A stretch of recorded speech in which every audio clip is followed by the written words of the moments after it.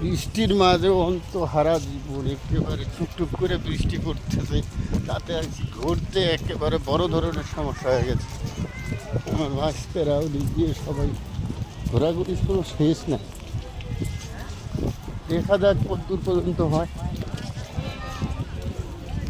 বৃষ্টি তো হব, উন্মুক্ত পরিবেশ হয়ে গেছে সুন্দরভাবে। আমি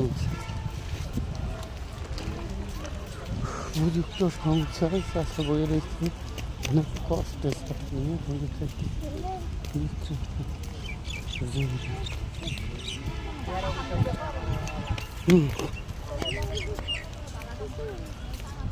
ঘুরতে আইসা বৃষ্টি শুরু হয়ে গেছে। এই বৃষ্টির মধ্যে ঘোরা অন্যরকম একটা অভিজ্ঞতা।